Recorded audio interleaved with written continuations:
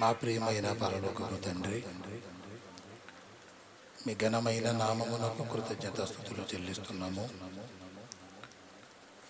ఇంతవరకునైనా మీ కుమారుడు ద్వారా విలువైన వాక్కులు మా హృదయాల్లో మీరు నింపిన విధానమును బట్టి మీకు స్తుతులు చెల్లిస్తూ, నైనా ఏ యోగ్యత ఏ విలువ లేని మా యందు మీరుండి విలువైన మాటలు నా తండ్రి మా ద్వారా మాట్లాడిస్తున్నారు. మీకు స్తుతులు చెల్లిస్తున్నాను. మీ కృప వల్ల, మీ జాలి వల్ల, మీ దయ వల్ల బ్రతుకుతున్నానైనా.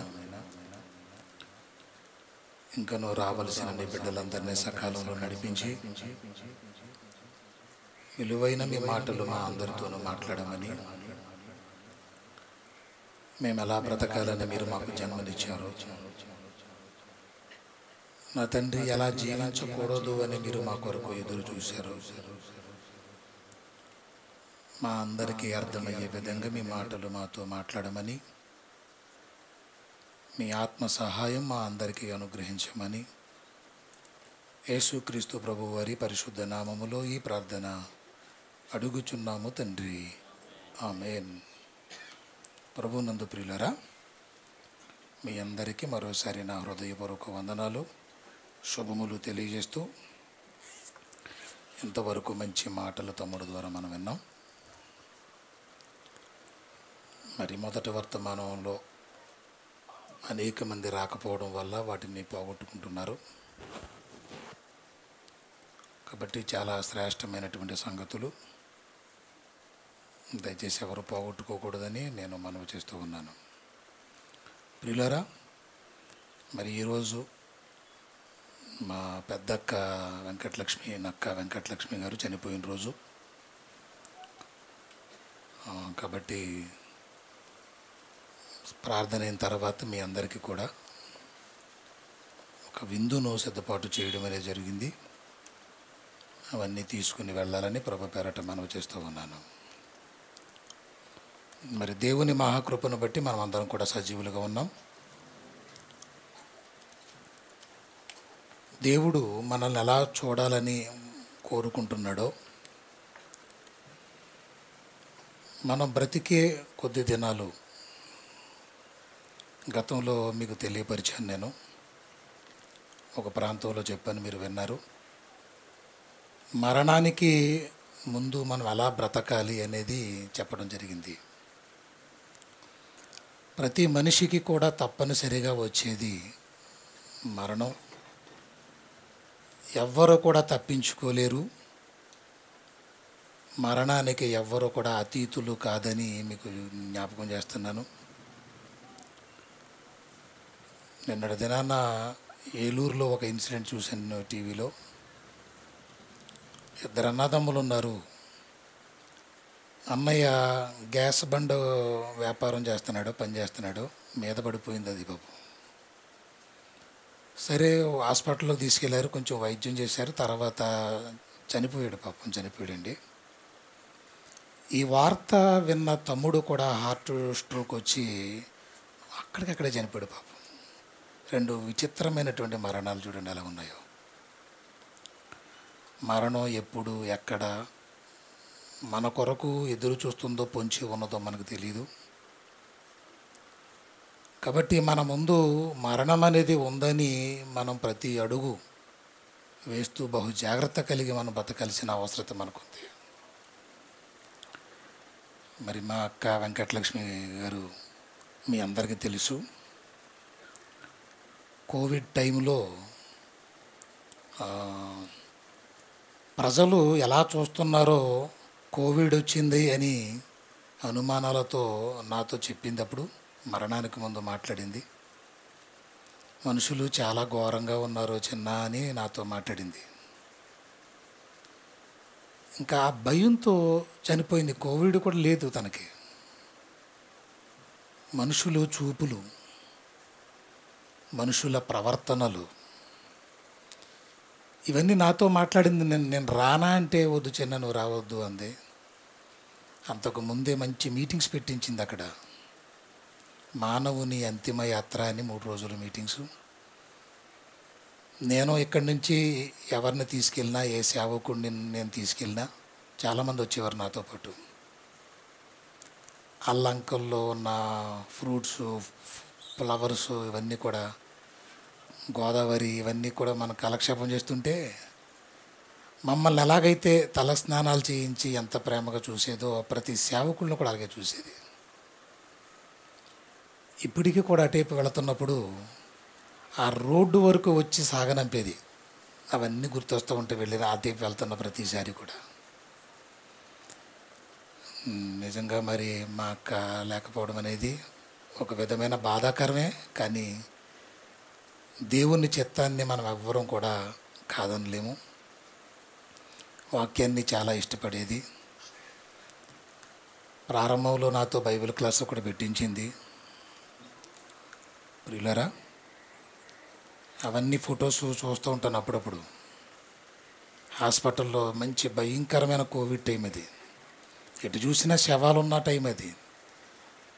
ఆ శవాల మధ్యన అలా పడుకోబెట్టినప్పుడు మా అక్కని చూసి చాలా ఏడ్చానప్పుడు నేను. ఏదో ఒకరోజు బంధాలు అనేవి తెగిపోతూ ఉంటాయి ప్రియ దేవుని పిల్లలారా.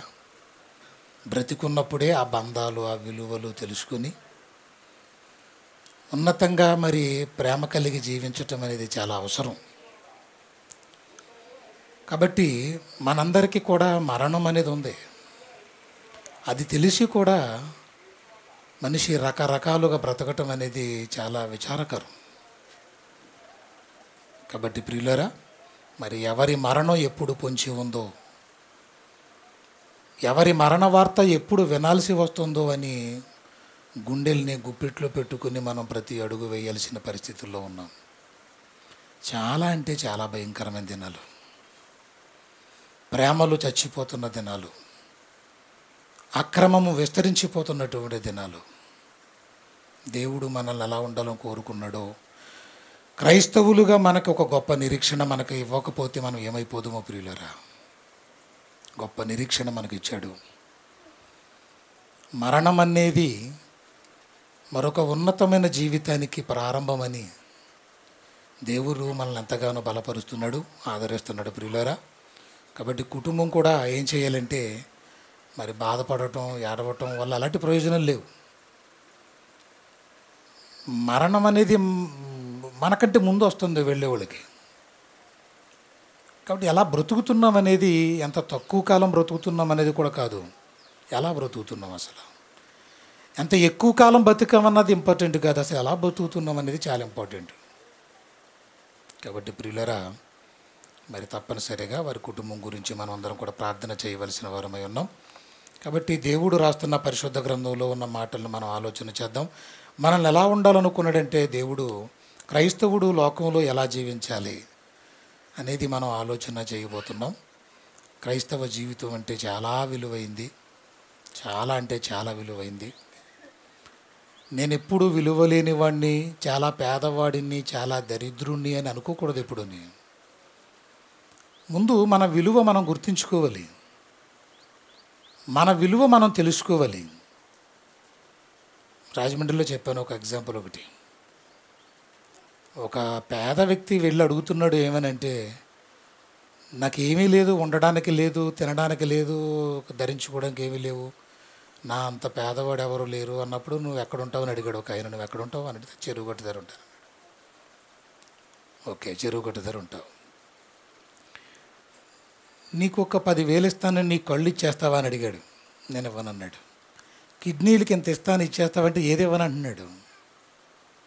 కాబట్టి నీ శరీరం ఇంత విలువైంది, ఇది కోట్ల రూపాయలు ఖరీదైంది నీ శరీరం. ఎప్పుడైతే ఈ విలువ మనకు అర్థమవుతుందో, ఎక్కడ పడితే అక్కడ తిరగాలని కానీ, ఎక్కడ పడితే అక్కడ పడుకోవాలని కానీ, ఎలా పడితే అలా ఉండాలన్న ఆలోచనలు రావు. ప్రియమైన దేవుని పిల్లలారా, కాబట్టి క్రైస్తవ జీవితం చాలా అంటే చాలా విలువైంది. దేవుడు మనల్ని ఎలా చూడాలని కోరుకుంటున్నాడో, ఎలా ఉండాలని కోరుకుంటున్నాడో పరిశుద్ధ గ్రంథంలోకి వెళ్ళి మనం ఆలోచిస్తే, ఫిలిప్పీ పత్రికలో 2వ అధ్యాయము ఫిలిప్పీ పత్రిక 2వ అధ్యాయము, దయచేసి అందరం కూడా జాగ్రత్తగా చూద్దాం. 14వ వచనం నుండి 16వ వచనం వరకు జాగ్రత్తగా చూద్దాం. ప్రియ దేవుని పిల్లలారా, ఫిలిప్పీ పత్రిక 2వ అధ్యాయము 14 నుంచి 16 వచనములు. మీరు మూర్ఖమైన, మీరు అంటే ఎవరు? మీరు అంటే క్రీస్తునందు కడుగబడి పరిశుద్ధపరచబడిన సంఘములో చేర్చబడిన క్రైస్తవులు. అర్థమవుతున్నాయమ్మా నా మాటలు? మీరు అంటే క్రైస్తవులు. మీరు మూర్ఖమైన వక్ర జనము మధ్య, మూర్ఖమైన వక్ర జనం, ఈ ప్రజలు మూర్ఖులు, వక్ర మార్గాలలో నడుచుకుంటున్నవారు, ఇలాంటి మనుషుల మధ్య విశ్వాసులైన మీరు, క్రైస్తవులైన మీరు ఎలా ఉండాలి? నిరపరాధులుగా, అంటే ఏ అపరాధం చేయని వారిగా ఉండాలి, నిష్కలంకులుగా ఉండాలి, ఏ కళంకము లేని వారిగా ఉండాలి. అనింద్యులు అంటే నిందలేని వారిగా ఉండాలి. దేవుని కుమారులగునట్లు సనుగులును సంశయములను మాని సమస్త కార్యములను చేయుడి. కాబట్టి అట్టి జనము మధ్య మీరు జీవవాక్యమును చేతపట్టుకుని, అంటే ఎలా ఉండమంటున్నాడు? ఎలాంటి మనుషుల మధ్య అలా ఉండమంటున్నాడు? అట్టి జనము మధ్య మీరు జీవవాక్యమును చేతపట్టుకుని లోకమందు జ్యోతుల వలె కనబడుచున్నారు. ఎలా కనబడాలి? దేవుడికి జ్యోతుల వలె కనబడాలి. ఎలాంటి వారి మధ్య? మూర్ఖమైన వక్ర జనము మధ్య. అంటే వాళ్ళు వీళ్ళు కలిసిపోయి ఉండాలా? వేరుగా కనిపించాలా? వేరుగా, స్పెషల్గా ఉండాలి మనం. అంటే దేవుడు, పరలోకమందున్న దేవుడు ఎక్కడి నుంచి మనల్ని వేరు చేశాడు? లోకములో నుంచి మనల్ని వేరు చేశాడు. ఆ వేరు చేయబడిన మనం ఎలా ఉండాలట? ఒక ప్రత్యేకంగా ఉండాలి, బ్రతకాలి అన్న కోరిక ఉంది దేవుడికి.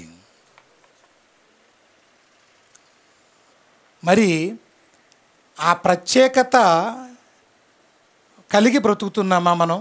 ఇది మనం ఆలోచించాలి. ఎప్పుడైతే మనం ప్రత్యేకంగా ఉంటామో దేవుడు మనల్ని ఒక స్పెషల్గా చూడడానికి ఇష్టపడుతున్నాడు ఆయన. అందుకే క్రైస్తవులు మాట్లాడే మాట కానీ, ఆలోచనలు కానీ, క్రియలు కానీ ఇవన్నీ కూడా భిన్నంగా ఉండాలి, లోకస్తులతో భిన్నంగా ఉండాలి. 100 మందిలో కూడా ఒక క్రైస్తవుడు ఉంటే ఏం చేయాలి? చెప్పండి, ఏం చేయాలి? గుర్తుపట్టాలి, స్పెషల్గా కనిపించాలి. ఈరోజు ఎలా ఉందో పరిస్థితి మనకు తెలుసు. ఈరోజు పరిస్థితి ఎలా ఉంటుందో మనందరికీ తెలుసు. ఇంకొక మాట కూడా చూద్దాం. అపోస్తుల కార్యాలు 2వ అధ్యాయంలో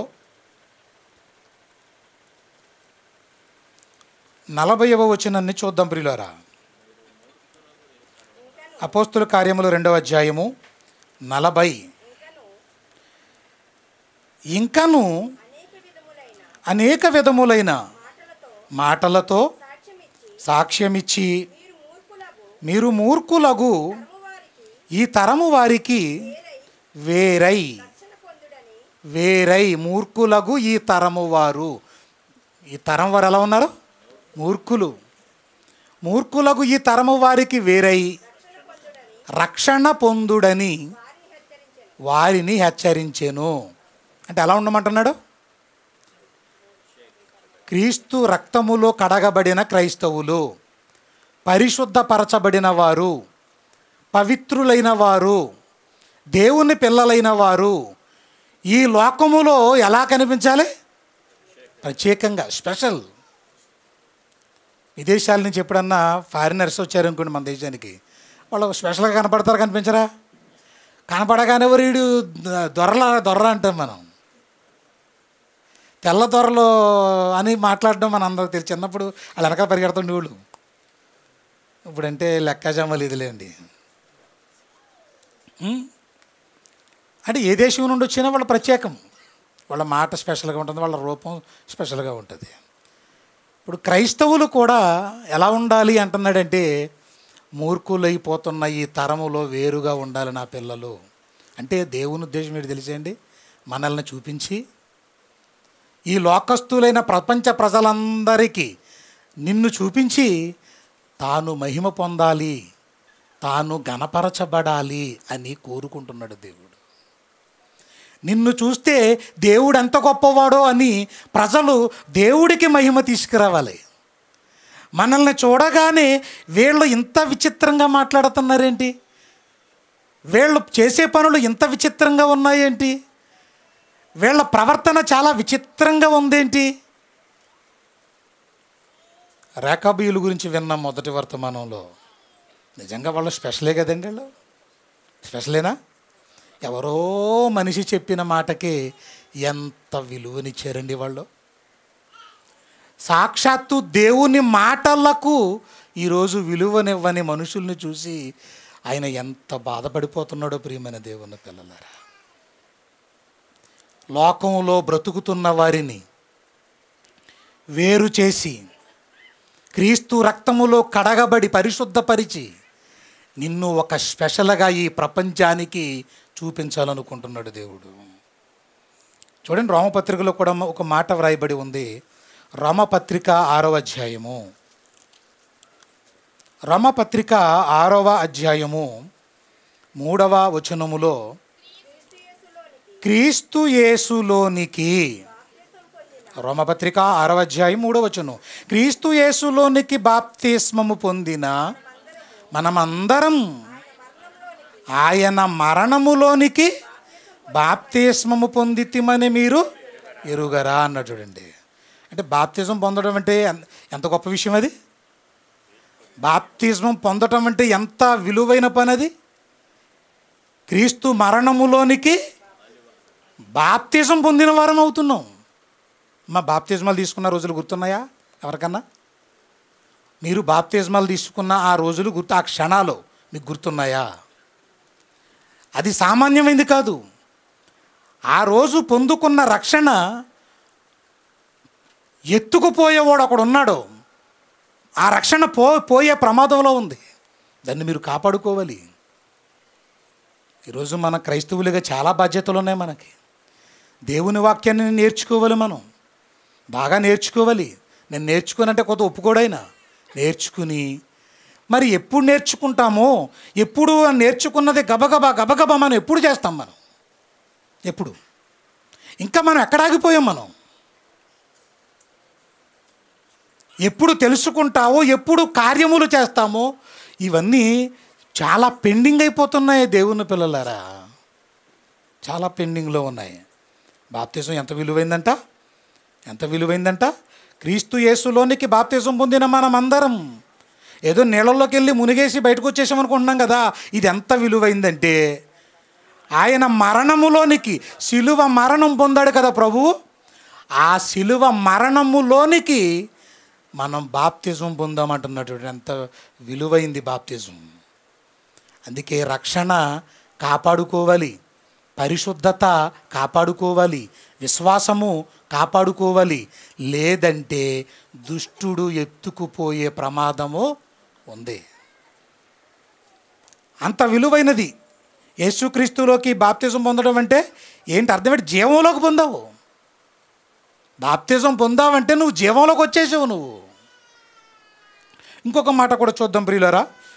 పేతురు గారు రాసిన మొదటి పత్రిక, పేతురు గారు రాసినటువంటి మొదటి పత్రిక 4వ అధ్యాయము, పేతురు గారు రాసిన మొదటి పత్రిక 4వ అధ్యాయాన్ని చూద్దాం. మొదటి 2 వచనాలు. ఈ పదాలు చూడండి ఎంత బాగున్నాయో. క్రీస్తు శరీరమందు శ్రమపడెను గనుక, యేసు ప్రభు వారు శరీరమందు శ్రమపడ్డాడు గనుక మీరును అట్టి మనసును, ఎట్టి మనసును, శ్రమ పడాలి అనే మనసును ఏం చేయాలట? ఆయుధముగా ధరించుకొనుడి.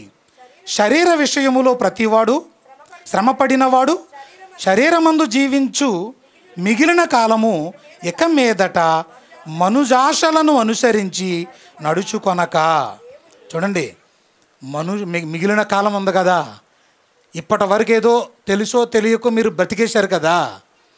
ఇప్పుడు మిగిలిన కాలాన్ని ఏం చేయాలి?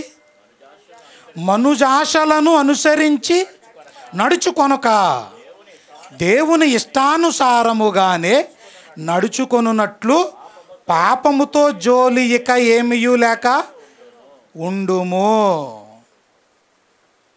చాలా వివరంగా చెప్పాడు ప్రియ దేవుని పిల్లలారా. ఇంకా ఏం చెప్తున్నాడు? పాపముతో జోలి ఇక ఏమీయూ లేక ఉండాలి. మనము పోకిరీ చేష్టలు, దురాశలు, మద్యపానము, అల్లరితో కూడిన ఆటపాటలు, త్రాగుబోతుల విందులు చేయదగనవి, విగ్రహ పూజలు మొదలైన వాటి యందు నడుచుకొనుచు అన్యజనుల ఇష్టము నెరవేర్చుచుండుటకు గతించిన కాలమే చాలును. బాగా ఆలోచించండి ప్రియులారా. ఇప్పుడు దేవుడు ప్రత్యేకంగా ఉండాలని చాలాసార్లు చెప్తున్నాడు. మీరు చాలా స్పెషల్గా ఉండాలనైనా, చాలా ప్రత్యేకంగా ఉండాలనైనా, కోటి మందిలో మీరు స్పెషల్గా ఉండాలనైనా అని దేవుడు చెబుతుంటే, మరి ఇంత చెబుతున్నప్పుడు ఇన్నిసార్లు చెప్తున్నాడు కదా, మరి ఆ ప్రత్యేకత మనలో ఉందా? ఆ ప్రత్యేకత మనలో ఉందా? ఒకసారి మీరు ఆలోచించాలి. ఎందుకంటే స్కూల్కి వెళ్ళే వాడికి, స్కూల్కి వెళ్ళని వాడికి తేడా తెలిసిపోద్దా? తెలీదా? తెలిసిపోద్ది. ఏంటి తేడా? స్కూల్కి వెళ్ళేవాడికి వెళ్ళనోడికి తేడా మాట్లాడే విధానం ఎవరిది బాగుంటుంది? స్కూల్కి వెళ్ళేవాడు తెలియక ఒక ఇంగ్లీష్ పదం వాడుతుంటాడు, వెళ్ళనోడు ఒక బూత్ మాట్లాడుతుంటాడు. అందులో ఇది ఇద్దరికి తేడా. తెలిసిపోతుంటారు వాళ్ళ మాటలు, వాళ్ళ విధానం అంతా తెలిసిపోతుంటుంది. పని చేసేవాడికి పని దొంగకి తేడా తెలుస్తుందా? తెలిసిపోద్ది. తెలీదా? తెలిసిపోద్ది. పని చేసేవాడు ఎక్కడున్న పనే వెతుక్కుంటాడండి. పని పని పని పని పని పని దొంగ అయితే ఇలా ఎండగా ఉంది కదా, చలేస్తుంది కదా, ఇవాళ వర్షం వచ్చేలా ఉంది కదా, అంటే ఇవన్నీ ఎందుకు? ఎగ్గొట్టేయటానికి. లేదంటే చక్కగా చోటు కూర్చొని పిచ్చాపాటి కబుర్లు ఆడుకుంటూ పని చేయబుద్దో దేక పని చేయబుద్దో. బాగా చదివే పిల్లలకి, బాగా చదవని వాళ్ళకి కూడా తేడా తెలిసిపోద్ది. బాగా చదివేవాడికి సెలవులు వచ్చాయనుకోండి, ఏం చేస్తాడు? బాధపడతాడు. బాబా అనవసరంగా సెలవులు వచ్చేసాయి అని బాధపడ. చదవనోడికి అప్పుడు ఎప్పుడో వచ్చింది కరోనా. మీరు అదృష్టవంతులు. మీరు వీళ్ళ మాటలు ఇంకొకరు అంటారన్నమాట. వీళ్ళు అదృష్టవంతులు. మీరు ఇటు అదృష్టం అది పిట్టలు రాలిపోయినట్టు రాలిపోతుంటే వీళ్ళకి అదృష్టం అది. ఎందుకు? చదవనవసరం లేదు, బడికి వెళ్ళాల్సిన పని లేదు, అందరూ ఫస్ట్ క్లాస్లే పాస్. ఈ మధ్యన ప్రైవేట్ కాలేజీలని డామినేట్ చేయాలని పాపం పిల్లల మార్కులు ఎలా వచ్చాయి చూశారు కదా, అందరు ఫస్ట్లే. అందరికీ ప్రియ దేవుని పిల్లలారా, నిజంగా ఈరోజు విశ్వాసికి అవిశ్వాసికి తేడా తెలిసిపోద్దా? క్రైస్తవులకు లోకస్తులకు తేడా తెలిసిపోద్దా? తెలిసిపోద్దా తెలీదా? ఇప్పుడు మనం లోకస్తులతో కలిసి ఉన్నాం అనుకోండి, తేడా తెలిసిపోద్దా తెలీదా చెప్పాలి మీరు. ఎలా తెలుస్తుంది? అంత బాగుంది ఏంటండి మన ప్రవర్తన? మన ప్రవర్తన తెలిసిపోతాక అంత బాగుంది ఏంటి మంది? ఎలా ఉండమన్నాడు? ఇంకా మత్తయి సువార్త 5వ అధ్యాయం ఎంత గొప్పగా చెప్తున్నాడు చూడండి.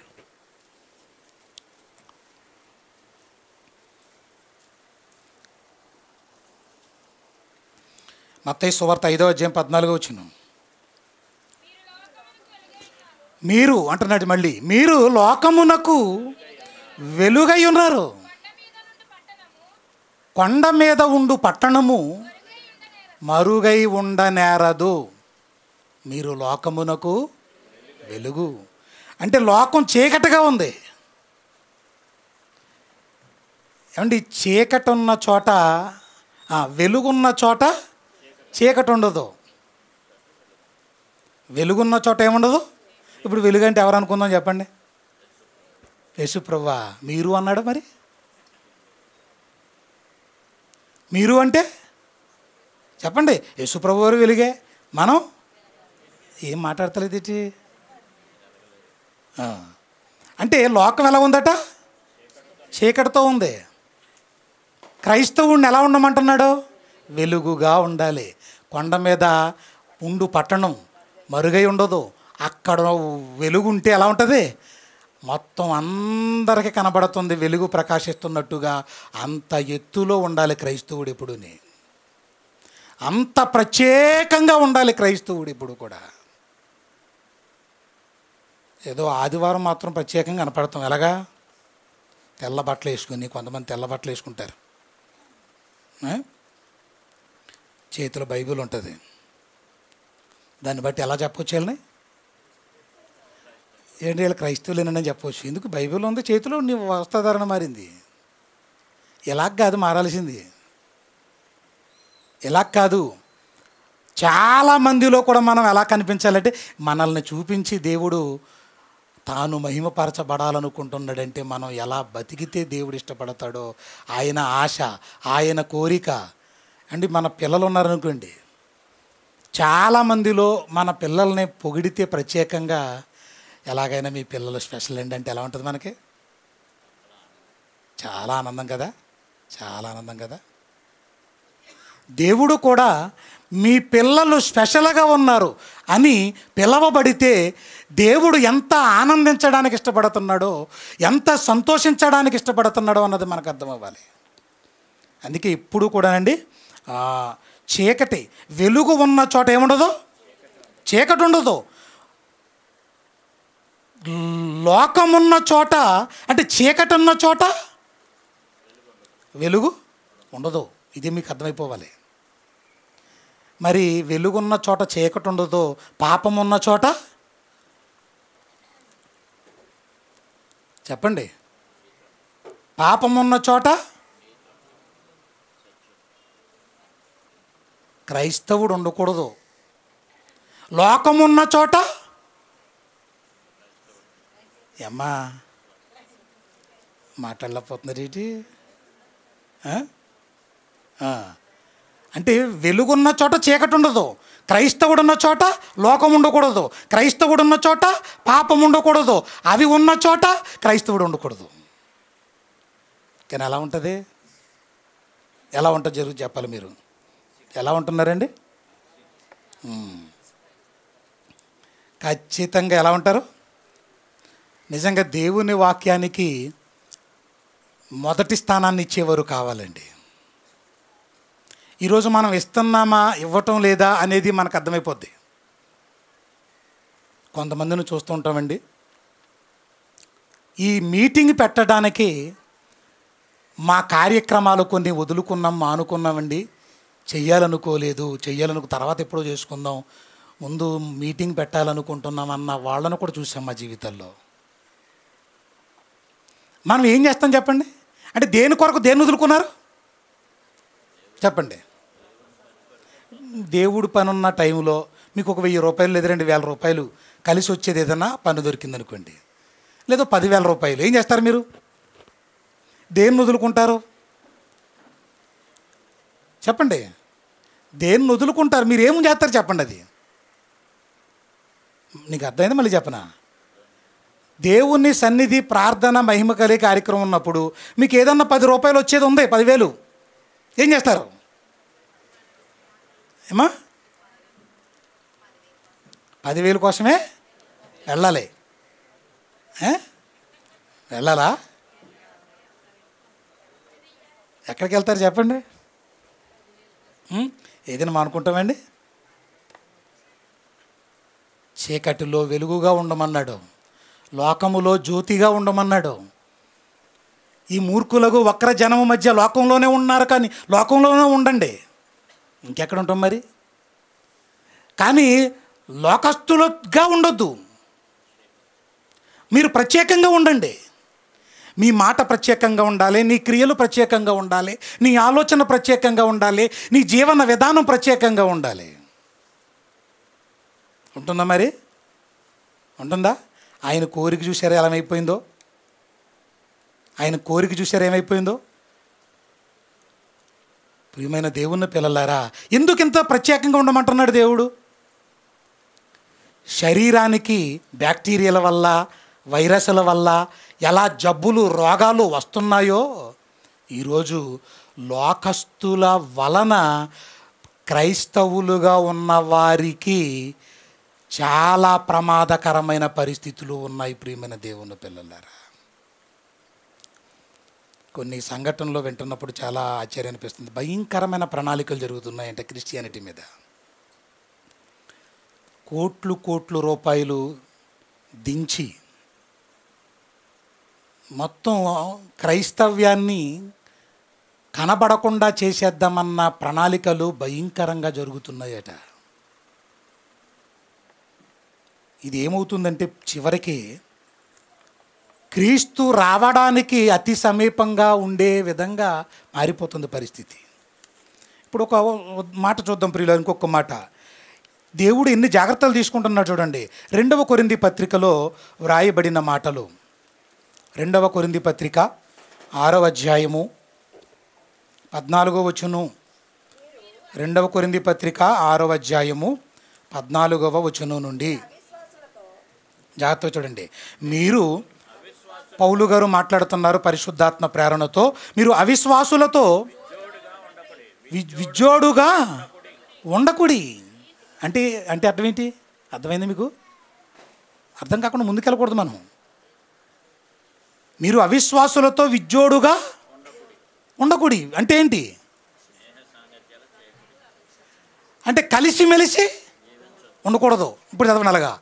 మీరు అవిశ్వాసులతో కలిసిమెలిసి విజ్జోడుగా ఉండకుడి. నీతికి దుర్నీతితో ఏమి సాంగత్యము? రెండింటికి పడుతుందా? నీతికి దుర్నీతికి పడుతుందా? పడదా? రెండింటికి ఒకే అక్షరం తేడా. నీతికి దుర్నీతికి ఏమి సాంగత్యం? అంటే సాంగత్యం అంటే క్రైస్తవులైన మీరు, దేవుని పిల్లలైన మీరు, ప్రత్యేకించబడిన మీరు, క్రీస్తు రక్తములో కడగబడిన మీరు, నీతికి దుర్నీతితో అంటే లోకముతో ఏం సాంగత్యం? స్నేహం ఏంటి? వెలుగునకు చీకటితో ఏమి పొత్తు అంటే స్నేహం కదా. అంటే దేనికి పడదు? వెలుగుకి చీకటికి పడదు, నీతికి దుర్నీతికి పడదు. ఇంకా విశ్వాసికి అవిశ్వాసికి పడదు. ఇంకా చూద్దాం. క్రీస్తునకు బెలియాలుతో ఏమి సంబంధము? అంటే ఒక క్రీస్తును నమ్ముకున్నవాడు బెలియాలుతో, లోక సాంగత్యాలతో, వేశ్యలతో నీకేమి సంబంధం అసలు నీకు? ఇంకా అవిశ్వాసితో విశ్వాసికి పాలెక్కడిది అంటే అర్థం ఏంటి? మీరు ఈ మాటలన్నిటి అర్థం ఏంటి చెప్పండి ఒకసారి. ఈ మాటల అర్థం ఏంటి చెప్పండి. ఏమ్మా, ఈ మాటల అర్థం ఏంటి చెప్పండి. ఈ వచనాలన్నిటి యొక్క అర్థం ఏంటి? లోకముతో సహవాసము చేయకూడదు. మనం చేస్తున్నామా, చేయటం లేదా? లోకముతో అంటే ఏంటి? భూమి ఆకాశాలతో కాదు, పశువులతో, పక్షులతో, వీటితో అని కాదు. ఎవరితో? లోక సంబంధులు. వాళ్ళ గురించి ఒక మాట చెప్పాడు. లోకమంతయు దుష్టుని యందు ఉన్నది అన్నాడు. 1 యోహాను పత్రిక 5:19లో లోకమంతయు దుష్టుని యందు ఉన్నది. లోకములో ఉన్నదంతా చెప్పండి: శరీరాశ, నేత్రాశ, ఇవన్నీ చాలా స్పీడ్గా చెప్పుకుంటూ వెళ్ళిపోతా కానీ అట్లా అర్థమేది తెలియదు మనకి కదా. చిన్న పిల్లనాడు చెప్తాడు శరీరాశ నేత్రాశ చేయడం అంటాడు, అంతే అంటే తెలియదు. అవి తెలియదంటే మనం బ్రతకటంలో కూడా విఫలం. ఇప్పుడు అంటున్నాడు లోకం ఉన్న చోట ఎవరు ఉండకూడదు? క్రైస్తవుడు ఉండకూడదు. పాపం ఉన్న చోట ఎవరు ఉండకూడదు? క్రైస్తవుడు ఉండకూడదు. వెలుగు చీకటి కలిసే ఉంటుందా? నీతి దుర్నీతి కలిసే ఉంటుందా? విశ్వాసి అవిశ్వాసికి ఈ పొత్తు ఎక్కడదంటున్నాడు. చూసారా మనల్ని వేరు చేయాలని ఎంత ఆలోచన చేస్తున్నాడు చూడండి ప్రియులారా. కాబట్టి చాలా జాగ్రత్తగా దేవుని వాక్యాన్ని కొన్ని చూడండి. లోకంలో తాగేవాళ్ళు ఉంటారు, వాళ్ళకి ఫ్రెండ్షిప్ ఎవరితో ఉంటుంది? సరిగ్గా వీడికంటే ఎవరున్నారు బెటర్గా చేసుకుంటాడనమాట ఫ్రెండ్షిప్ వీళ్ళిద్దరికి బాగా కుదురుతుంది. ఒక తాగుబోతోడికి మంచోడికి కుదరదు మళ్ళీని. అది యాక్టింగ్, అది ఒకవేళ కుదిరిందంటే యాక్టింగ్ అది. అవునా కాదు చెప్పండి. కొన్ని ఆహార పదార్థాలు మనం తింటేనని కలిపి తినకూడదు, తింటే ప్రమాదం అవుతుందని చెప్తుంటారు, మన పెద్దవాళ్ళు చెప్తుంటారు. వేటి గురించి చెప్తారు అలాగా? నేను విన్నాను చేపల కూర పెరుగు తినకూడదని విన్నాను నేను. కానీ తినొచ్చట, నో ప్రాబ్లం. మరి ఎవరికో ఆ మాట చెప్పినోడికి కుదురుండదు, అది ఏదో అయిపోయి ఉంటుంది. అది అలా తినకూడదని చెప్పాడు. మొత్తానికి అది స్ప్రెడ్ అయిపోయింది అది. ఓకేనా? అంటే కొన్ని ఆహార పదార్థాలు కలిపి తింటే ప్రమాదమే. నెయ్యి తేనె కలిపి తింటే చాలా ప్రమాదం అంటండి. అది ఏదో పొట్లకాయ గురించి చెప్పేవారు. పొట్లకాయ కోడిగుడ్డు తినకూడదా? పొట్లకాయలు తినేస్తావు, కోడిగుడ్లు సపరేట్గా తినేస్తావు. అంటే కలిపి తినకూడదేమో ఇవి. అంటే కొన్ని ఆహార పదార్థాలు కలిపి తింటే ప్రమాదం. కొంతమంది కలిసిపోయి లోకస్తులు దేవుని పిల్లలు కలిసిపోతే చాలా ప్రమాదం ప్రియ దేవుని పిల్లలారా. అందుకే తామరాకు మీద చాలాసార్లు చెప్తుంటాను, తామరాకు మీద నీటి చుక్క పడగానే అంటుకోదు అది. తామరాకు మీదే ఉంటుంది కానీ అంటుకోదు అది. ఎటు విచిత్రం అది. నీళ్ళల్లో నూనె పోస్తేనా, నూనెలో నీళ్లు పోసినా అంటుకోవవి. దేవుని పిల్లలు కూడా లోకంలోనే ఉన్న లోకాన్ని అంటుకోకూడదు.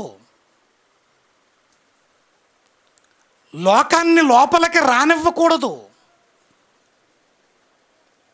ఎందుకు దేవుడు ఇంత పని కట్టుకుని ఎందుకు చెప్తున్నాడు అంటారు?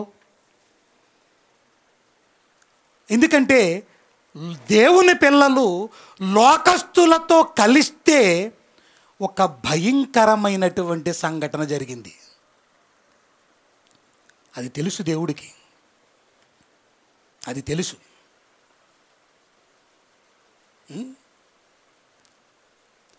నా ఫ్రెండ్ ఒక అతను ఉన్నాడు. ఫోన్ చేసి ఒక రోజుని చాలా కాలం తర్వాత కలుసుకున్నవాడు. నేను ఫోన్లోనే కలుసుకున్నాం. అప్పుడు ఏం చేస్తున్నావురా అన్నాను. నేను మంచి డ్రింక్లో ఉన్నాను రా అన్నాడు. నువ్వు వస్తావా అని అడిగాడు నన్ను. లేదురా. అలా కాదు, సారీ రా, ఏమనుకోవద్దు, చాలామంది సేవకులు తాగేస్తున్నారు కదా, నువ్వు అలాగే ఉన్నావా లేదంటే ప్రత్యేకంగానే ఉన్నావు అంటే లేదు అలాంటిది లేదురా, అలాంటిది లేదు. ఓకే, వెరీ గుడ్ రా అన్నాడు.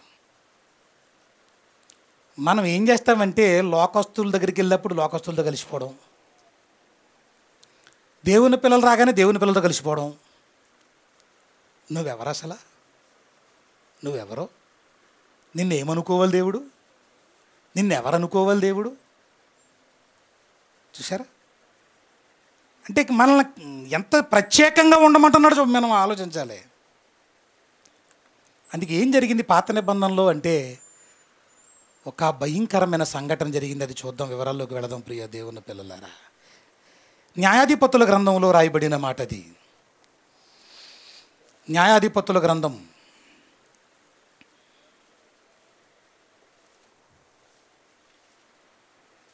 న్యాయాధిపతుల గ్రంథం 19వ అధ్యాయం.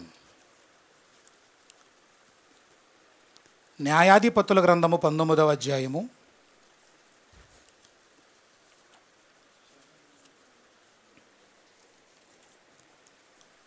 29-30 వచనాలు. అతడు తన ఇంటికి వచ్చినప్పుడు, జాగ్రత్తగా, అతడు అంటే ఎవరు? ఇక్కడ జాగ్రత్తగా వినండి, చూడండి, వైపు చూడండి. ఒక లేవీయుడు ఉన్నాడండి. లేవీయుడు తన ఉపపత్నిని తీసుకుని, తన దాసులను తీసుకుని ఏం చేస్తున్నాడంటే ప్రయాణం చేస్తున్నాడు. బాగా వినండి, చూడండి ఒకసారి. ప్రయాణం చేస్తున్నాడు.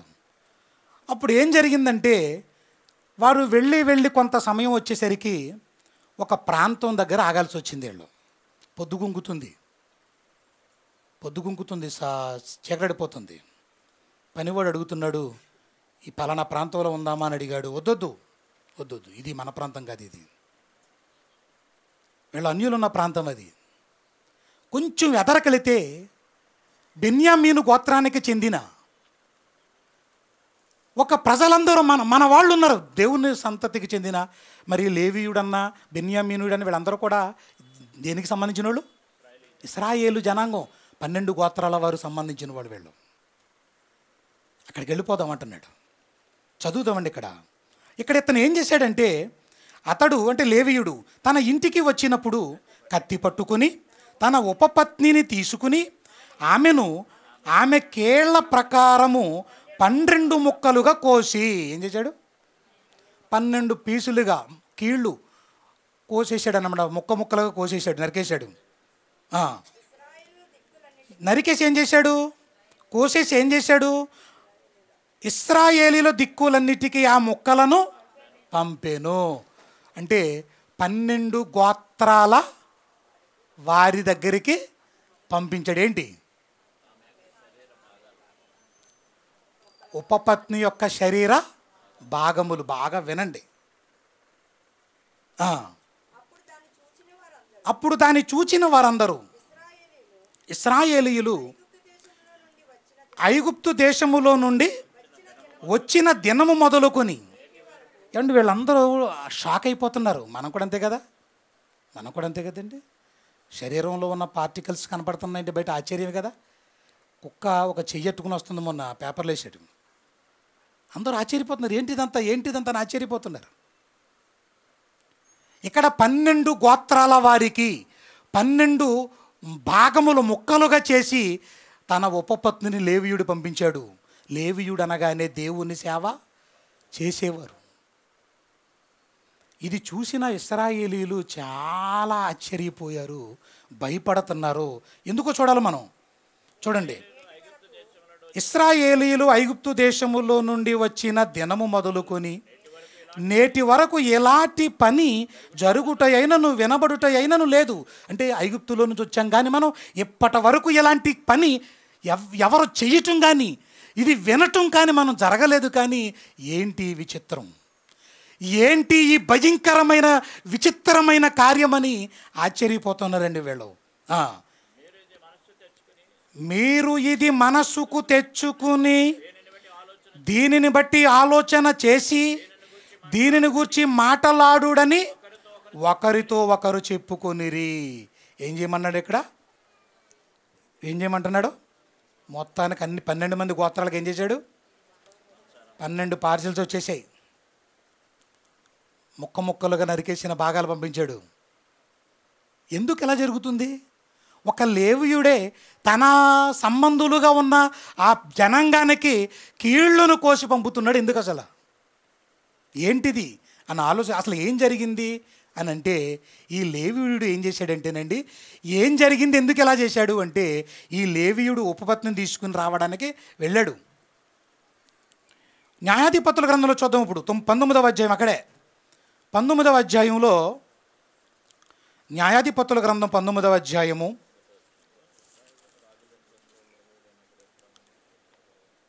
10 నుంచి 14 వచనాలు చూద్దాం ప్రియులారా.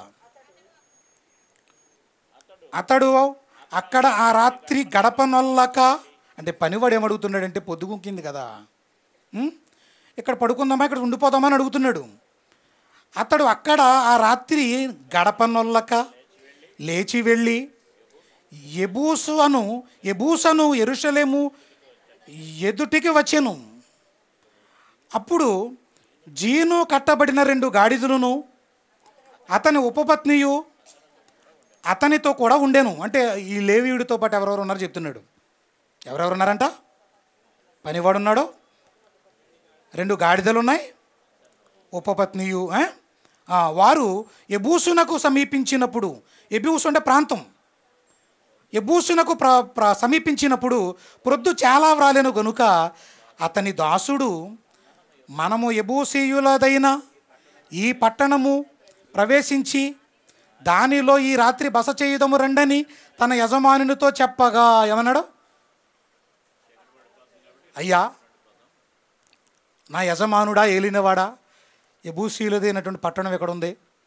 ఈ రాత్రి అక్కడ బస చేసి మనం సేద తీరదాం, విశ్రాంతి తీసుకుందాం అంటున్నాడు. అప్పుడు అతని యజమానుడు అంటే లేవీయుడు, ఇశ్రాయేలీయులు కాని అన్యుని పట్టణము ప్రవేశింపము. ఎక్కడికి వెళ్ళంట? ఇశ్రాయేలీయులు కాని అన్యుని పట్టణము ప్రవేశింపము, గిబియా వరకు ప్రయాణము చేయుదుమనెను. గిబియా వరకు వెళదాం. అతడు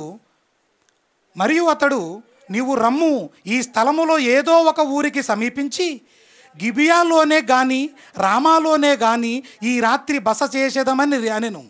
అప్పుడు వారు సాగి వెళ్ళుచుండగా బెన్యామీనీయుల గిబియా దగ్గర ఉన్నప్పుడు ప్రొద్దుగుంకెను.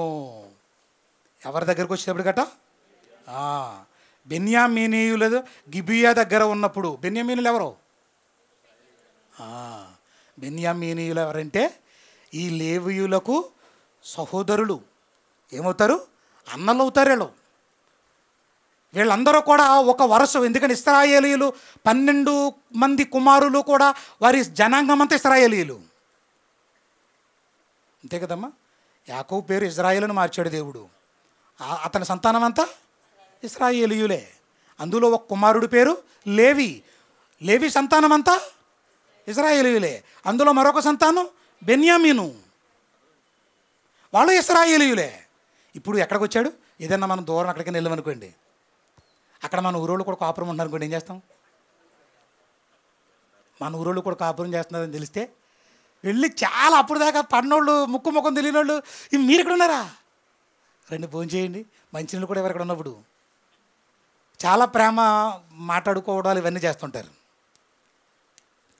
ఇప్పుడు లేవీయుడు కూడా మా వాళ్ళు ఉన్నారు కదా బెన్యామీనీయులు, దేవుని పిల్లలు, అక్కడికి వెళ్ళిపోదాం అనుకున్నారు వీళ్ళు.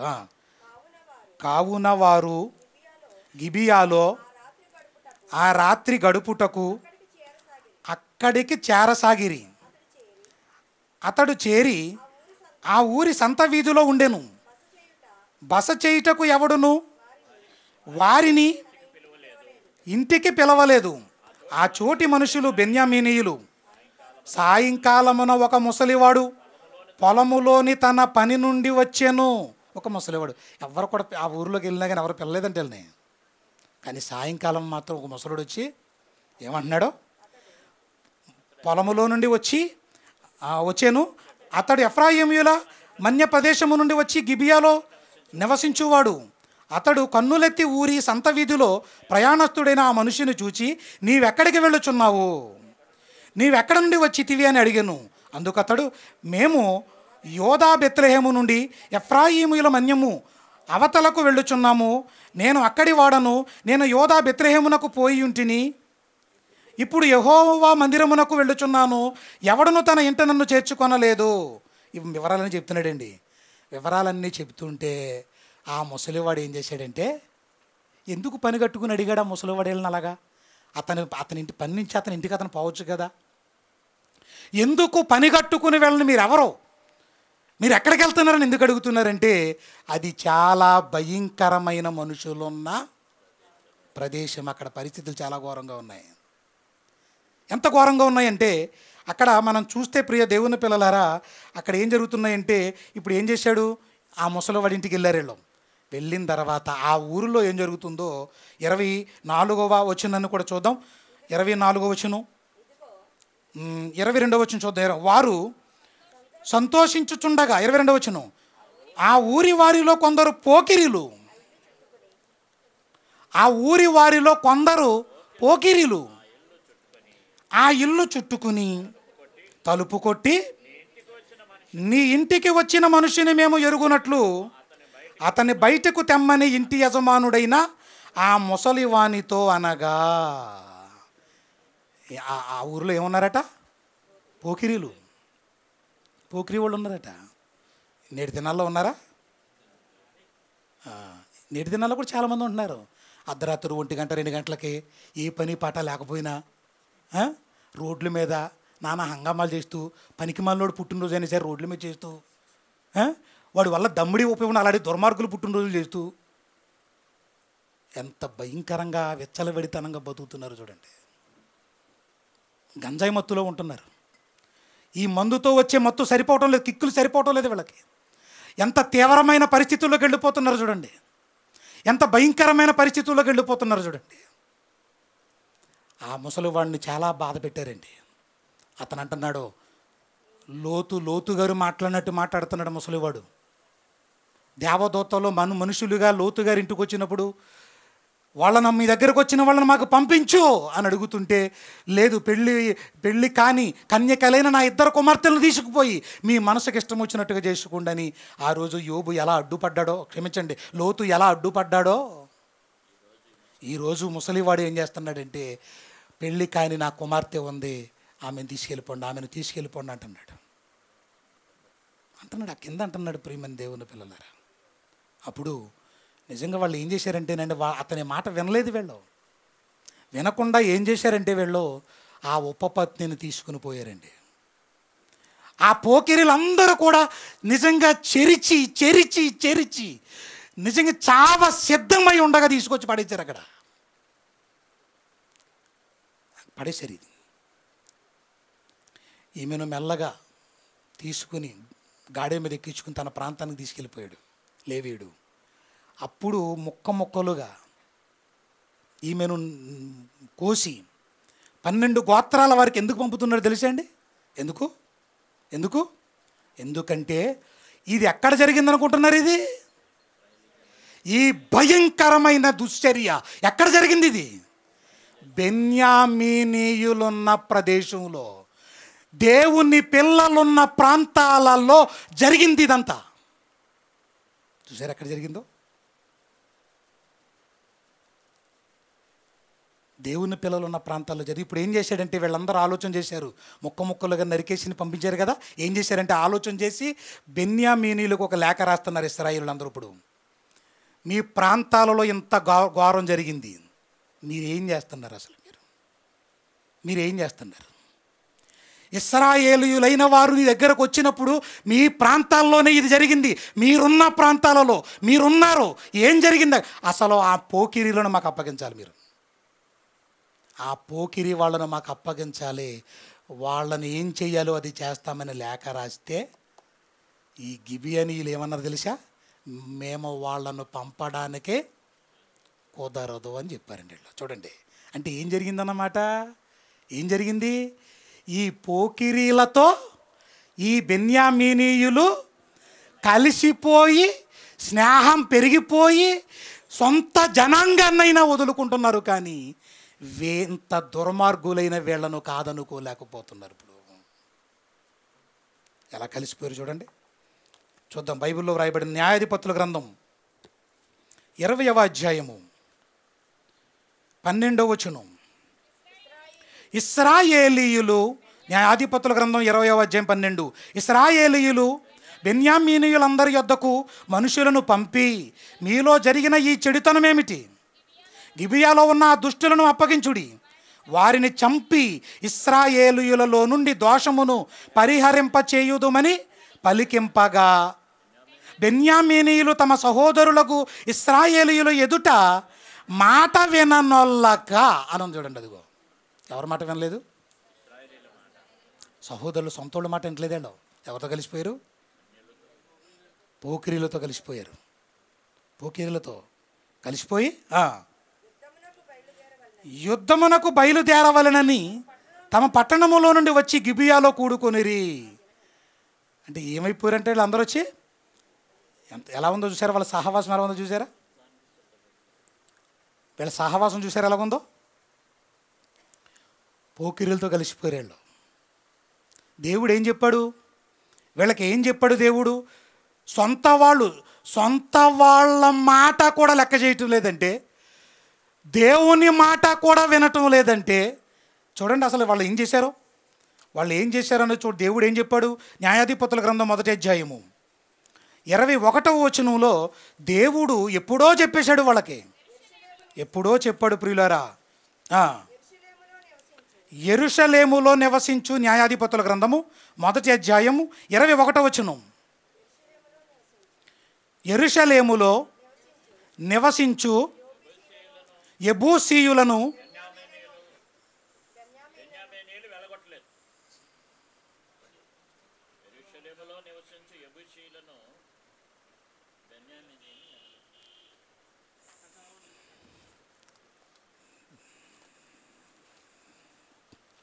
చదవండి, ఎవరన్నా చక్కగా చదవండి. అదేనండి.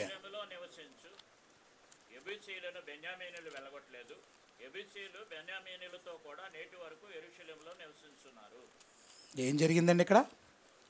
ఏం జరిగింది? యెబూసీయులు ఏం చేశారట?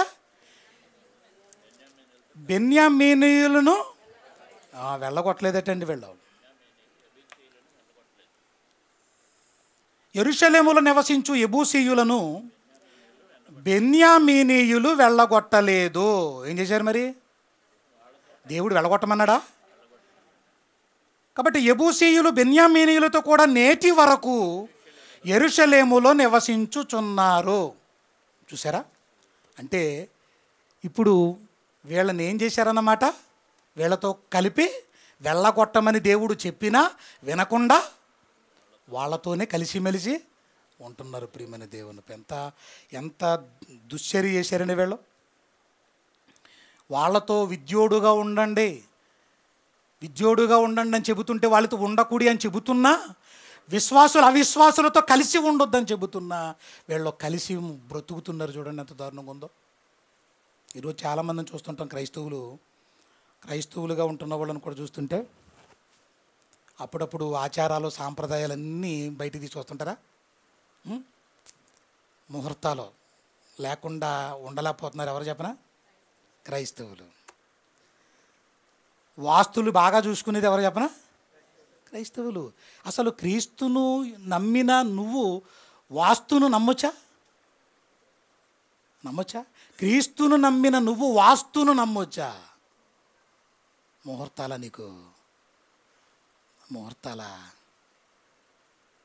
ఎన్ని చూసుకుంటారంటే క్రైస్తవులు. ఎదురు రావడాలు చూసుకుంటున్నారు లేదా? నువ్వు ఎదురుతున్న పని అయిపోద్ది. ఏం పని? నీ పని అయిపోద్ది. కొంతమంది పిల్లి ఎదురొస్తే పాపం అది తిండి లేక ఆకలి కోసం అటు ఇటు తిరుగుతుంటే దిక్కుమల్లి నీ ముఖం చూసి వచ్చింది అది. ఆ కంగారులో పిల్లొస్తే నువ్వు పోతున్నావు, నువ్వు చూస్తే పిల్లి పారిపోద్ది. అక్కడ పిల్లి పారిపోయి ఏ లారీ కింద పడి చచ్చిపోద్ది. ఎవరి ముఖం చూస్తే ఎవరికి నష్టం వచ్చింది? ఇప్పుడు నీ ముఖం చూస్తే అది చచ్చిపోయింది. అది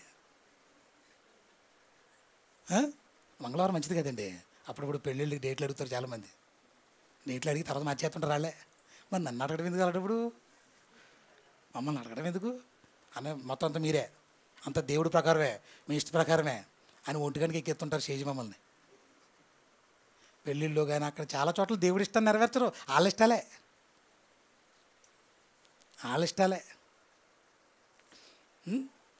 పలానా డేట్ తమ్ముడు కన్ఫామ్గా రాసేసుకున్నాను అనగానే మళ్ళీ ఫోను అనే ఆ రోజు కొంచెం వాళ్ళకి పని ఉందంట. ఇంకోటి ఏదని చెప్పండి వాళ్ళని. ఈలోగా ఏం జరుగుతుంది? ఈలోగా ఆచారాలు ఏంటండి, ఈ సాంప్రదాయాలు ఏంటండి, అసలు నువ్వు అసలు అప్పుడు వాళ్ళు ఏమనుకుంటారు తెలుసా? ఒరేడు దేవుడు అంటున్నారు కానీ చీటికి మాటికి అన్నీ మనం చేసి పనులు చేస్తున్నారు వీళ్ళు. పైకి మాత్రమే దేవుడు అంటున్నారు వీళ్ళు. అవుతుందే ఎంత అవమానం అండి మన పనులు. ఎవరైనా చచ్చిపోతే తూర్పుకి ఎట్టండి తల, ఉత్తరంకి ఎట్టండి కాళ్ళు. ఎట్టెడితే మాత్రం బతుకుతారు చెప్పండి? ఎట్టెడితే మాత్రం నీకేం పని జరుగుతుంది చెప్పండి? ఏమో ఉపయోగం చెప్పండి? ఈరోజు మనుషుల కట్టడల కన్నా, ఈరోజు దేవుని కట్టడల కన్నా ఎవరి కట్టడాలకి విలువనిచ్చేస్తున్నారు. అందుకే ప్రభు చెప్పాడు మార్కు సువార్తలో, మీరు ఈ ఆచారాలు సాంప్రదాయాల వల్ల దేవుని వాక్యమును బొత్తిగా నిరాకరించుదురు అన్నాడా లేదా? అన్నాడంటే అన్నాడని లేకపోతే లేదానండి. ఏమన్నాడు మాకేం తెలిసి అన్నాడు కూర్చున్నారు మీరు. మార్కు సువార్త 7వ అధ్యాయము. మార్కు సువార్త 7వ అధ్యాయం 9. మరియు ఆయన మీరు మీ పారంపర్యాచారము వలన వాటిని గైకొనుటకు దేవుని ఆజ్ఞను బొత్తిగా నిరాకరిస్తారంటే ఆజ్ఞలను బొత్తిగా నిరాకరిస్తారు. ఎందుకు? ఆచారాలను నెరవేర్చడానికి. చూసారా, చాలామంది అంటారు మంగళవారం వద్దండి అంటే ఏమైంది మంగళవారం ఏమైందని అనుకోండి. కొన్ని ఉంటాయి మీకు తెలియదు, అది కొన్ని ఉంటాయంటే మీకు తెలియదు అంటే. అది దేవుడు నమ్ముకున్నా కానీ తాయెత్తులు పోతూ ఉండవు మనలోని. ఉంటాయా? పోతాయా?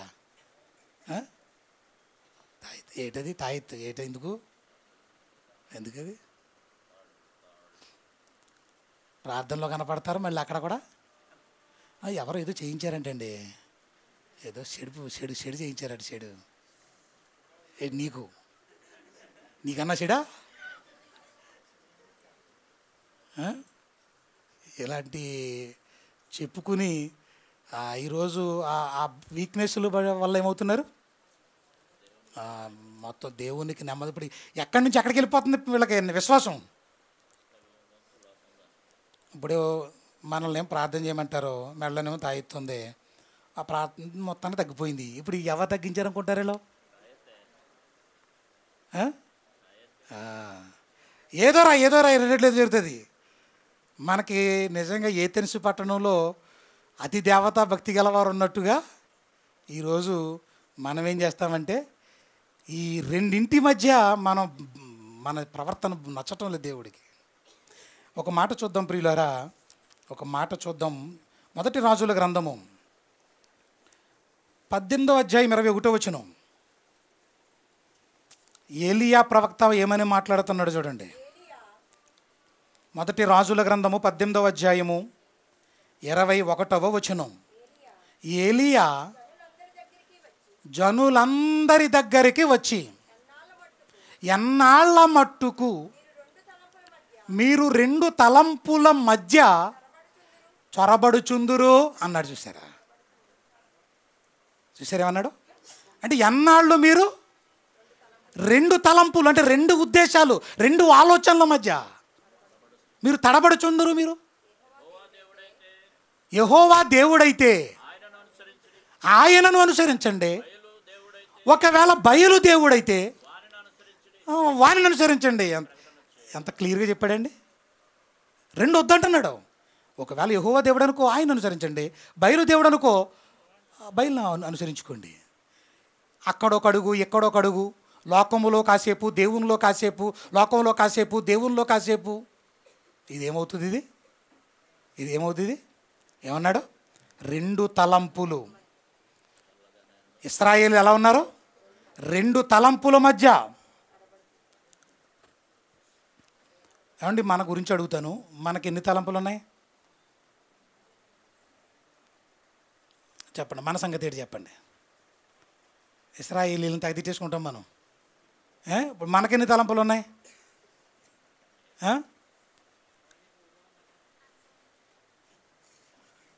ఎన్ని తలంపులు ఉన్నాయి? అంటే 3-4 ఉంటాయి. ప్రియమైన దేవుని పిల్లలారా, కాబట్టి ఇక్కడ ఇంకొక మాట కూడా చెప్తున్నాడు. ఇర్మియా గ్రంథం 10వ అధ్యాయము. ఇర్మియా గ్రంథం 10వ అధ్యాయం మొదటి వచనాన్ని చూసి ముగించుకుందాం ప్రియులారా. ఇర్మియా గ్రంథం 10వ అధ్యాయం మొదటి నుంచి. ఇశ్రాయేలు వంశస్థులారా, యెహోవా మిమ్మును గూర్చి సెలవిచ్చిన మాట వినుడి. యెహోవా సెలవిచ్చినదేమనగా, అన్య జనముల ఆచారములను అభ్యసింపకుడే. ఏం చెప్పాడు? అన్యజనుల ఆచారములను అభ్యసింపకుడి. ఆకాశమందు అగపడు చిహ్నములకు జనములు భయపడును, అయితే మీరు వాటికి భయపడకుడి. జనముల ఆచారములు వ్యర్థములు. అదిగో చూడండి, ఏంటి ఆచారాలు, ఏంటి ఈ సాంప్రదాయాలు, ఏంటవి? ఆచారాలేంటి? వ్యర్థములు అనడా అన్నడా? మనం ఏం చేస్తాం చెప్పండి? ఇప్పుడు మనకు పాలు పొంగుతూ ఉండాలి. పాలు పొంగుతూ పొంగుతూ పొంగుతూ ఉండాలి. మనకి పొంగుతాయా? తర్వాత కష్టాలు పొంగుతాయి, బాధలు పొంగుతాయి, ఈ శ్రమలు పొంగుతాయి, అన్నీ మామూలే. మనకి ఇంకా ఏమో నాకైతే అర్థం వీటి వల్ల ఏం ప్రయోజనం అనిపించలేదు. ఈరోజు క్రైస్తవుల పద్ధతులు ఎలా ఉన్నాయంటేనండి, పెళ్ళిళ్ళు కొన్ని పెళ్ళిళ్ళు ఎలా పిలుస్తున్నారు చెప్పనా? ముందు ఎక్కడో చేసేసుకుంటున్నారు. ఇది ఎక్కడో దిక్కు చేసేసుకునే వాళ్ళకి ఇష్ట ప్రకారంగా. తర్వాత మమ్మల్ని ఏం ఎరగనట్టు మళ్ళీ చేయమన్నారు. మమ్మల్ని ఎరుబాగులలోకి వెళ్ళి మేము కూర్చొని ఉంటున్నాం అక్కడ. తీరా చూస్తుంటే భోజనాలకు వస్తున్నారు కానీ జనం వాక్యం టైంకి ఎవరు? ఇక్కడే కదా, చాలా చోట్ల ఉన్నారండి. నిజంగా ఒకటి చిన్న బాధాకరమైన విషయం చెప్పనండి. ఏదైనా కృతజ్ఞత కూడికలు ఎవరైనా పెడుతున్నాం అనుకోండి, మనోళ్ళు మీరు అందరూ వచ్చేస్తారని ఎస్టిమేషన్ చేసేసుకుంటున్నారు. మనోళ్ళు ఎస్టిమేషన్ చేసేసుకుంటుంటే మీరు ఏం చేస్తున్నారు తెలుసా? ఏం చేస్తున్నారు చెప్పాలి మీరు? మొన్న తమ్ముడు ఆనంద్ పెట్టాడు, వాళ్ళ బాబు పుట్టినరోజు సడన్గా పెట్టుకున్నాడు. సడన్గా ప్రీ ప్లాన్డ్ కదా అది. చక్కగా 200 మంది దాకా అన్నీ తయారు చేయించేసాడు. మనం చాలామంది లేరు మన పిల్లలు కదా, చాలామంది లేరు. దానివల్ల ఏమవుతుంది? మీ కొరకు సిద్ధపరిచినవి ఏమవుతాయి? వేస్ట్ అయిపోతాయి. మీరు పని చేయాలి. నాకు కుదరదు, రాను అని చెప్పేసి మీరు ఆ మొహమాటంగా పిలిచినోడికి చెప్పేస్తే బాగుంటుంది అనుకుంటున్నాను నేను. నువ్వు వస్తామని చెప్పి రావడం లేదు, మానేయటం వల్ల మనం అబద్ధం అన్నట్టు ఉంటుంది. దేవుడి కంటే ఎక్కువ ప్రాధాన్యత దేనికో ఇచ్చినట్టు ఉంటుంది. మీరు అవును కదా చెప్పండి. అందుకనే ఈసారి నాకు కొంచెం బాధ అంటే, ఎవరైనా కృతజ్ఞత కూడికెడితే ఎలా నాయనా అని బాధ అవుతుంది. వీళ్ళు వస్తానంటారు, రారు, ఏమంటారో తెలియదు వీళ్ళు. నిజంగా ప్రార్థన ఉన్న టైంలో ఫంక్షన్ ఉందనుకోండి, దేనికి ఇంపార్టెన్స్ ఇవ్వాలి అసలు? వాస్తవంగా నీకు ఎవరి దగ్గర అప్పుడు చెప్పండి. మీరు శరీర రిలేషన్ చెప్పకండి, 70 లేదా 80 సంవత్సరాలు, ఇది గ్యారంటీ లేదు. ఇది ఆత్మ రిలేషన్ చెప్పండి. యుగాలు పరలోకానికి వెళ్ళేది శరీర సంబంధులా, ఆత్మ సంబంధులా? ఆత్మ సంబంధులు. ఇప్పుడు చెప్పండి. ఇప్పుడు అదే ప్రార్థన రోజు ఫంక్షన్ ఉందనుకోండి, ఏది వదిలేయాలి? ఫంక్షన్ వదిలేయాలి. ఏం వదిలేస్తాం మనం? తేరగా దొరికాడు దేవుడు, బాగా లోకువైపోయాడు దేవుడు మనకి. ఏం చేస్తాం మనం? ప్రార్థన ఆత్మాలు వింటున్నాం కదా, వాక్యాలు. ఆదివారం వెళ్తున్నాం కదా, చాలా ఏంటి ఇది. శనివారం కూడా వెళ్ళాలా, శుక్రవారం కూడా వెళ్ళాలా? మనం చూసారు ఎలాగైపోతున్నాము. నెమ్మదిగా ఎక్కడ తీసుకెళ్ళిపోతుంది దయ్యం మనల్ని? ఎక్కడికి? ఒకరోజు ప్రార్థనకి వెళ్ళకపోతే ఏమనిపిస్తుంది అంటేనండి, మనసంతా అతలాకుతలం అయిపోతుంటుంది, ఏదో కూలిపోయినట్టు ఉంటుంది, బాధ అనిపించేస్తుంటుంది. ఇవి అనిపిస్తాయండి ఎప్పుడు ప్రార్థన మానేసినప్పుడు? అమ్మా అనిపిస్తుందా? ఎవరికి అనిపిస్తుందో? ఇదేస్తున్నా అనిపించేవాళ్ళకి సరే ఏమనుకోదు మామూలుగా. అలా మానేద్దాం అనిపించే వాళ్ళకి అలా అనిపిస్తుందా? ఏమి అనిపించట్లేదా? ఓకే బాగుంది. మరి ఎప్పుడే మానేశారు మీరు? కాబట్టి ప్రియమైన దేవుని పిల్లలారా, ఎంత ఘోరమైన కార్యక్రమం జరిగిపోయిందో చూసారా? వాళ్ళతో కలిసి ఉండటం వల్ల ఈరోజు మనం స్నేహం ఎవరితో? అన్యులతోనా? దేవుణ్ణి ఎరగని వారితోనా?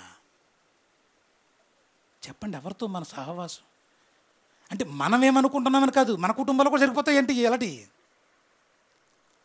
కానీ ఒకసారి వాక్యంలోకి వెళితే నిజంగా దేవుడు ఒక ప్రత్యేకంగా నిన్ను ఉండమన్నాడు. ఏది నీ దగ్గర ప్రత్యేకత? ఏది? ఒక లోకస్తుడి కంటే అన్యాయంగా నువ్వు కనపడుతుంటే, ఒక లోకస్తుడి కంటే దారుణంగా నీ బిహేవియర్ కనబడుతుంటే, నిన్ను చూసి దేవుడు మహిమ ఎలా పొందుతాడు? మహిమ? ఈరోజు పలానా కార్యక్రమం వాక్యానికి తప్పించి మరి దేనికి చూడలేదు అని అనుకోండి. నిజంగా కొంతమంది అంటూ ఉంటారు, ఏమంటే ఈ వాక్యం కోసం నేను పలానా వదులుకున్నానంటే ఎంత ఆనందం అనిపిస్తుంటుందో. మనం వదులుకుంటామండి? వదులుకుంటామా? అందుకే పోకిరీలతో కలిసిపోయారంటాళ్ళు. నేటి దినాల్లో కూడా ఎలా ఉన్నారు పిల్లలు చూడండి. వాళ్ళ మాటలో ఎక్కువగా ఎవరితో సహవాసం చేస్తే వాళ్ళ మాటలు వచ్చేస్తుంటే మన ఇంటి దగ్గర పిల్లల దగ్గర చూసారా? మీరు ఎప్పుడైనా గమనించారా? సర్వసాధారణంగా హాస్టల్లో వేసామనుకోండి, అక్కడ ఎవరితోనన్నా కలిసిపోయి బయట వాళ్ళతో లోకస్తులతో కలిసిపోయి మాట్లాడుతుంటే ఆ మాటల సహవాసం ఏమైపోద్ది? ఈ విచిత్రమైన మాటలు కనపడతాయి వీళ్ళ దగ్గర, విచిత్రమైన మాటలు. దీన్ని బట్టి కానీ మాకు అర్థమైపోవాలి వీడి సహవాసం ఎక్కడో. అందుకే దుష్ట సాంగత్యము మంచి నడవడిని చెరుపును. మీకు చెప్పాను ఎగ్జాంపుల్ ఒకసారి. నేను ఒక మంచి పండుకి కుళ్ళిపోయిన పండును మీరు జత పెట్టండి, ఏమవుద్ది? ఈ మంచి పండు యొక్క గుణం కుళ్ళిపోయిన దానికి వెళ్దాం. కుళ్ళిపోయిన పండు యొక్క గుణం మంచి పండుకి వెళ్ళిపోద్ది. అలాగే మనం ఏం చేయాలి? ఇప్పుడు పాడైపోయిన వాళ్ళు, చెడిపోతున్న వాళ్ళు, లోకాన్ని నాశనం అయిపోతున్న వాళ్ళని, అలాంటి వాళ్ళతో నీ సహవాసం గనక ఉందా, నువ్వు ఒకరోజు దేవుడే లేడు, ప్రార్థనకి వెళ్ళాల్సిన పని లేదు, వాక్యం బుర్రకెక్కటం లేదు, వాక్యం వినాలనిపించటం లేదు అనే స్థితిలోకి నువ్వు వెళ్ళిపోతావు. ఆ స్థాయిలోకి వెళ్ళిపోతావు నువ్వు. మీ పిల్లల విషయంలో జాగ్రత్తగా ఉండండి, మన విషయాల్లో జాగ్రత్తగా ఉండండి. లోకస్తులతో ఎంతవరకు ఉండాలో అంతవరకే ఉండి దేవునిలోనికి రప్పించడానికి అవసరమైతే నువ్వు ప్రయాసపడు తప్ప నువ్వు మాత్రం వాళ్ళతో కలిసిపోవడానికే. ఎందుకురా ఎక్కువ సహవాసం చేస్తున్నావు వాళ్ళని అనుకోండి, ఏమంటారు? వాళ్ళని దేవునిలో తీసుకొస్తాక ఎవరినై నువ్వా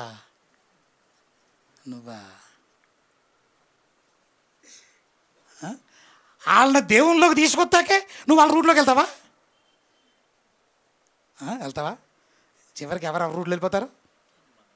నువ్వే వాళ్ళ రూట్లోకి వెళ్ళిపోయి దేవుడు నిజమే ఇటు బైబిల్లో ఉన్నాయని అలాగే ఉంటాయని నేను అంటాడు ఒకరోజు. నువ్వు చచ్చేవే ఆ రోజు.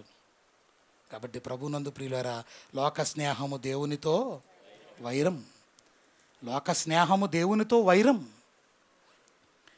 మీరు దేవుని పిల్లలుగా ఉండండి, దేవుని పిల్లలుగా బ్రతకండి. క్రైస్తవుడిని అని చెప్పుకోవడం కన్నా క్రైస్తవుడినిగా బ్రతకడం చాలా ఇంపార్టెంట్.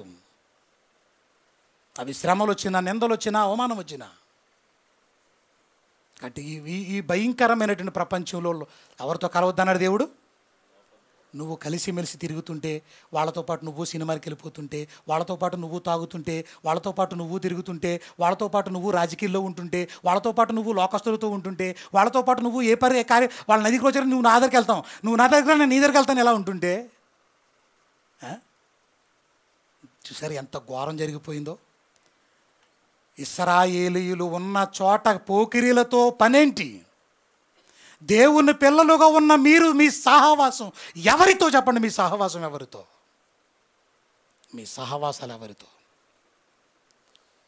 కాబట్టి ఎంత కష్టమైనానండి, పరలోకానికి వెళ్ళే వారిని మనం పట్టుకుని వాళ్ళతోనే ఎక్కువగా మాట్లాడడం, సహవాసం కలిగి ఉండటం, ఇవన్నీ దేవుని వాక్యాలు మాట పంచుకుంటూ ఉండాలి. ఇప్పుడు కూడా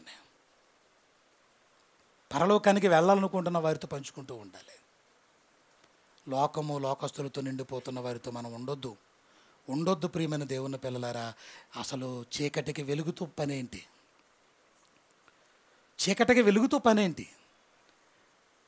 ఈరోజు మనం ఆలోచించండి, విశ్వాసికి అవిశ్వాసితో పోలెక్కడిది? క్రీస్తుకు బెలియాలతో ఏమి సంబంధం? నీతికి దుర్నీతికి అసలు పొత్తు ఎక్కడిది? మరి నువ్వు అంత విలువైన వాడివి, నువ్వు వెలుగైన వాడివి చీకటితో కలుస్తున్నావేంటి?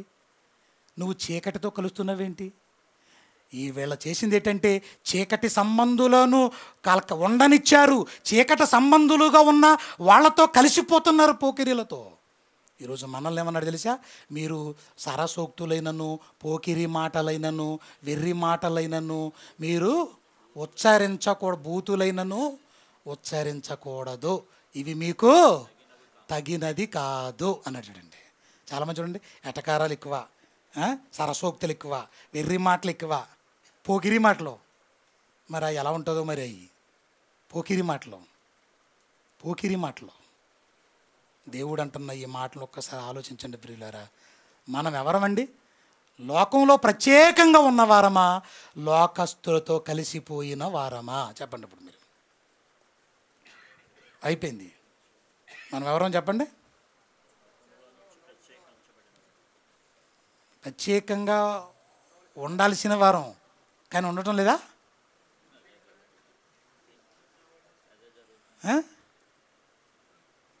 ఉందామా వద్దా? ప్రత్యేకంగా ఉందామా? ప్రత్యేకంగానే ఉండాలి. ఆదివారం ఒక అన్య సోదరులు పిలిచి ఏదైనా డిన్నర్కు దేనికో పార్టీకి పిలిచాడు అనుకోండి, నువ్వు నేను చర్చికి తప్ప ఎక్కడికి రానన్నప్పుడు నీ మీద మంచి అభిప్రాయం ఉంటుంది వాళ్ళకి. వెరీ గుడ్ రా, వెరీ గుడ్. అదే ఇదే అని అనుకో, నీ అంత దుర్మార్గుడు మారాలనుకున్నవాడు కూడా మారడానికి ముందుకు రాడు. అన్యజనుల మధ్య దేవునిని మహిమ పొందవలసింది పోయి దూషించబడుతున్న స్థితికి తీసుకొస్తున్నావు అంటే నువ్వెంత ప్రమాదకరమైన పరిస్థితుల్లో ఉన్నావు అన్నది మనం ఆలోచించాలి. అందుకే లోకం వక్ర జనం మధ్య ఎలా ఉండాలి? మనం జీవవాక్యమును చేత పట్టుకుని జ్యోతులుగా వెలుగునిచ్చే వారిగా మనం వెలగాలి, మనం ప్రకాశించాలి. ఆలోచించండి ఒక్కసారి. మీరు ప్రతిసారి మీరు ఎక్కడికి వెళ్తున్నా, మీరు ఏ పని చేస్తున్నా, మీ పనుల్లో ఉంటున్నా, మీరు వాక్యాన్ని అప్లై చేయండి ప్రియ దేవుని పిల్లలారా. వాక్య ప్రకారంగా బ్రతకండి. కన్ను మూసిన మరుక్షణం, ఏదో ఒక రోజు కన్ను మూసిన మరుక్షణం నీ కన్న తండ్రి నిన్ను చాలా ఆనందంగా హత్తుకోవాలి. నువ్వు దేనికి భయపడాల్సిన పని లేదు, నువ్వెవరికి భయపడాల్సిన పని లేదు. నీకు దిష్టి తగులుతుందనుకుంటా నువ్వు తగలదు, నీకు ఎవరైనా చేతపడి చేస్తారనుకుంటా నువ్వు ఏమీ చేయలేరు, నీకు ఎవరైనా దయ్యాలు పట్టించేది చేస్తుంది, అసలు కుదరదు. ఇది నీకేదో శాపనార్థాలు పెట్టేస్తున్నారని భయపడుతున్నావు, అసలు దేవుడికి ఉండగా నీకు అసలు సంబంధం లేదు, నువ్వు భయపడాల్సింది ఏమీ లేదు.